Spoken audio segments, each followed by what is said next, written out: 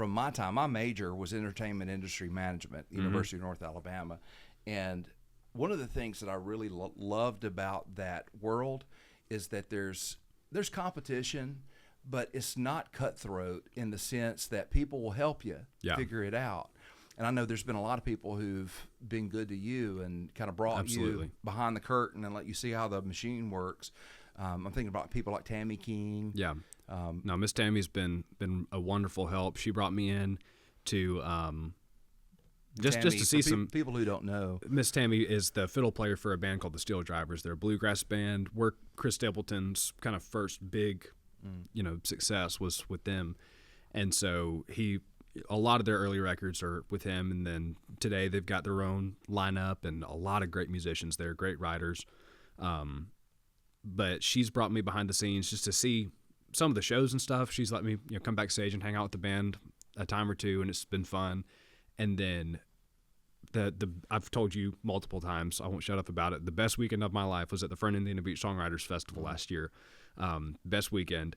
And she just gave me the opportunity to go sit in and just hang out, not work, not have an agenda, but just hang out with other songwriters and people that have, there's some people that are barely older than me, and then some people that are in their 70s that wrote Hank Jr. hits. There was a guy there that I think wrote If a Country Boy Can Survive.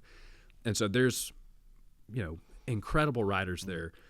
And she gave me the opportunity to just go sit in and hang out with them, get to know them, learn how to behave around these people, how they interact with each other. And then that led to me writing a lot of songs with these people. And so made a lot of good friends, made a lot of connections, a lot of, just business connections there. And now let me think, I think 2 or 3 of the songs that I cut in California all came out of writes that I had with this people. And so she's been a huge help. And then you've got Lars has been a big help. He's been very encouraging and has given me a lot of input and advice.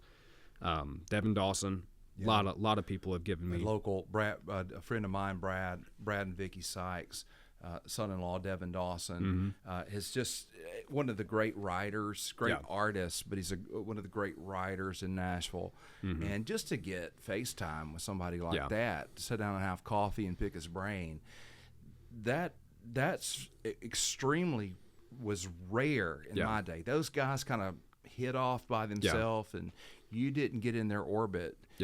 So I think those kind of things really are. God's just placed some very generous people around me. And also just a affirmation from the Lord to say, hey, you can get a seat at this table. Yeah, and if nothing else, it was encouraging to hear from them that you're not a rock star yet, but for where you are, you're on the right track. You're not behind. You're doing well. And so that's been a big encouragement from a lot of generous people.